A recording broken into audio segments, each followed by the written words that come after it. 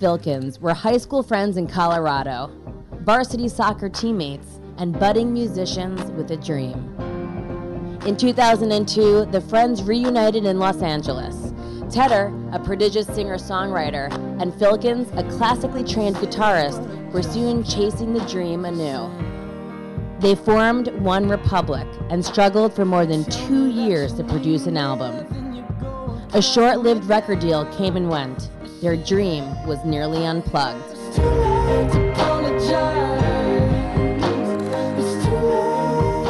But before the door closed for good,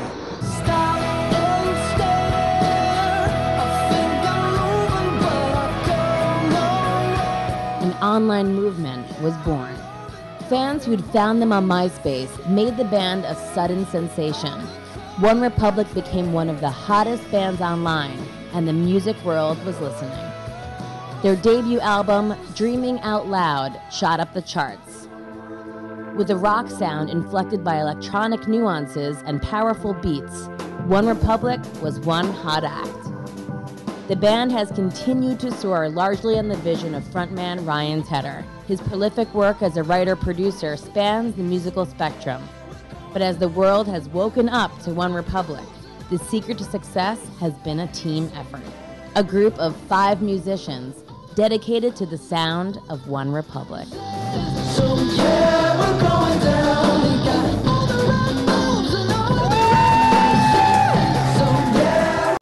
Joining me now, we've got lead singer Ryan Tedder, bassist Brent Kutzel, and guitarist Zach Filkins. Guys, welcome to the show.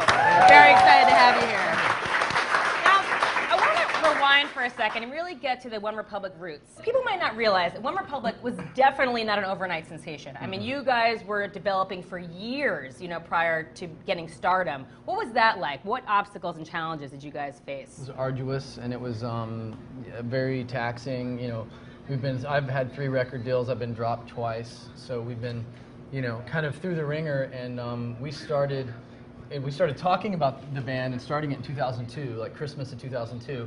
And then right after New Year's, I think he moved back. So the beginning of 2003 is when we actually got together and started playing. And then, it's 2010, so 7 years ago, 7.5, something like that. And then it took us, about 1.5 years to finally get a record deal, another year to get dropped from that label. And then another year, MySpace really is what blew us up. But one of the great things about your music is it does have, I feel like it incorporates every genre. It really does. You have so many different sounds. How important is it for your fans to really hear and take note of all the little nuances that you guys put in the studio? Absolutely important. I mean, there's strings, there's layers of everything, We need that to come across, for that to actually shine, so. Yeah, we're trying to still do, like, organic music in a digital, non-organic time, which right now, radio and music in general is extremely, maybe 1 out of 10 songs actually has a guitar in it, or has a real instrument. It's all programmed, it's all computers. And, eventually in the next, I think, year or so, it's going to swing back, just like music always does. It swings back and forth. It goes dance, and then it goes back to, rock, and then it goes, And so we're just trying to ride the wave and basically just do what we do amidst all that stuff and find our own lane. And what we do is kind of, because we have a cello player and a viola player, and you incorporated glockenspiel, thank you very much. Glockenspiel, and he and I grew up playing classical music. I did classical piano for 10 years, and so we incorporate these kind of almost movie soundtrack sounding like classical elements mixed with our hip hop thing, and then throw in some rock, and that's kind of what we do. And regardless of how your fans hear your music, whether it's live or however, how do you hope that they feel? Once they hear it, what do you hope they take away after hearing your endorphins? Endorphins, like a 6-pack of oysters and chocolate, and a shot of yoga, adrenaline, and an 1.5 hours of Bikram yoga. Okay, well, I think it's important. I think it's important that the music that we play actually has a positive effect on people's emotions. We don't want to do something just for fun, but we really want to try to take it a little further. Yeah, we always say we try to be the soundtrack of people's lives and of what they do, whether it's weddings or it's graduations or it's, our music I think because of this, our music, every song on our album has been used umpteen times on TV, film, I mean, you name it, because it's very kind of thematic and has that kind of soundtrack quality to it. And so, Yeah, we want it. It's music for people that love music. You know, Right. we're not trying to sell them like gimmicks.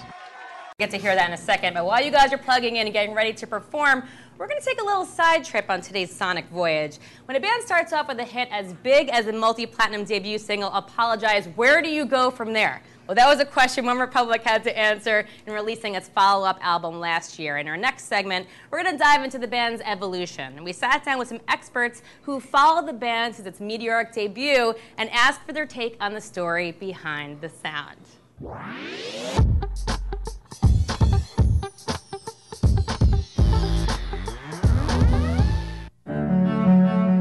OneRepublic's sound is hard to define just because they are in so many different areas. They are alternative rock in one sense, they're R&B in another sense. Sometimes they even feel elements of gospel in their music.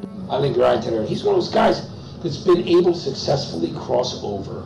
He's one of those guys who writes the undeniable pop hit, you know, and it's one of those songs like the chord in your head. They're really crossing over genre lines in a lot of ways. I mean, Timbaland has taken their songs and put some solid beats behind them, and that brings their music to a whole another audience and a whole other level.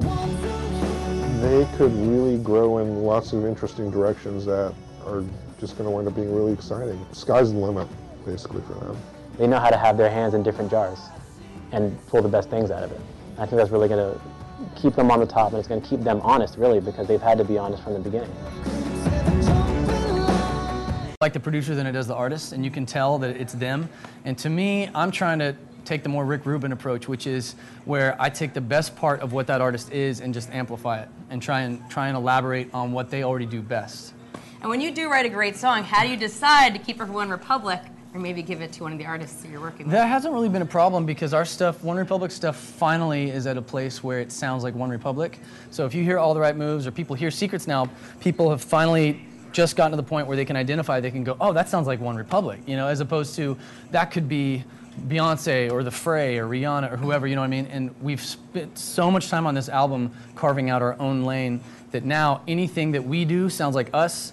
And like I just did a bunch of stuff for Adele, and the stuff I did for Rihanna, you wouldn't even know that I wrote it. It doesn't sound anything like OneRepublic. So I never have a problem separating. OneRepublic is obviously doing so amazingly. You guys are playing arenas. You're opening for Bon Jovi. That is just beyond fantastic. I mean, did you have any idea that you would reach this level of stardom when you guys started in Colorado playing in Beautiful Mess? Sorry, I had to bring it back. Yeah, we talked about it, and it's always like, I think in a lot of ways that's kind of what you think might happen, maybe, you know, but you never really calculate it, and you never really think like we're actually going to get there, and like now that we're in it, every once in a while we'll have a day where we're kind of like, man, I'm tired, but most of the days just kind of like pinching ourselves and thinking this actually did happen. And if you had told us that 7 years ago, we would have been like, yeah, that'd be nice. Yeah, the key moment for us was we saw U2 live like maybe 5 years ago. Yeah. We saw them live together, we got tickets, and we were so inspired, and now we're opening for U2. And so 5 years later, so yeah. Well, they are one of the best, and you guys are not too far behind. Thank you. So this is a band who all contribute in the studio, but the secret weapon is one of the most prolific talents working in music today. It's this guy, Ryan Tedder. We went behind the recording studio scenes for insight into his style and OneRepublic's unique sound. Their latest album is Waking Up, and with a rare window into their creative process when the lights are off and the pressure is on, let's go on the record.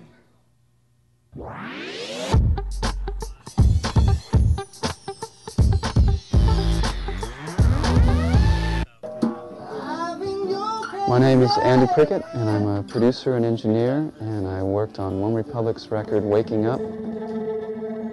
OneRepublic is driven by the vision of Ryan Tedder, and his musical energy is usually the force that sparks things into action. Ryan's role in the band is far-reaching. He is a producer, singer, main songwriter, and overall energetic force that propels the vision of the band. There was a deliberate choice with Waking Up to challenge themselves musically. Instruments were chosen for their unique sound. Unique microphone on a unique instrument in a unique room. That was the kind of character that they wanted to capture. All the rules were basically thrown out the window to be redefined, and that caused guys in the band to play things that they had never played before. All of these things created a uniqueness that only comes from challenging yourself that way.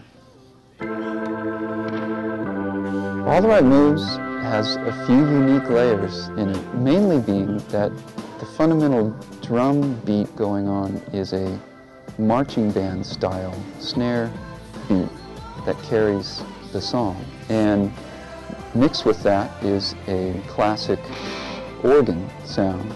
And then underneath that, we have both electric guitars and we have synthesizers that are as current and interesting as you can get. So when you put them all together, you get one sound that makes actually a unique OneRepublic sound.